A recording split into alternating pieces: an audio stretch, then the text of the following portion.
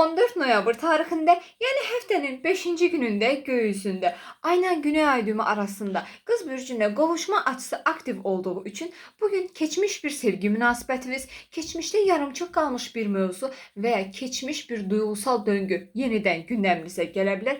Eyni zamanda sevdiyiniz insana qarşı daha çox eleştirisel davranışlar sərgiləyə bilərsiniz. Sevdiyiniz insanda qüsur axtara bilərsiniz, sevdiyiniz insanda qüsur tapa bilərsiniz və təbii ki də bugün bunları etməməyə diqqət və özen göstərin. Evlilik həyatınızda keçmişdən gələn bir məsələ ilə bağlı həyat yoldaşınızla bugün ünsiyyət qura bilərsiniz. Eyni zamanda keçmişdə başlatdığınız amma tamamlamadığınız bir layihə və bir iş bugün tamamlana bilər və ya keçmişdə həyata keçirdiyiniz bir işin qarşılığını bugün ala bilərsiniz. Eyni zamanda çalıştığınız iş yerinizdə plan, detaylar və nəzarət mövzuları ön planda olacaq.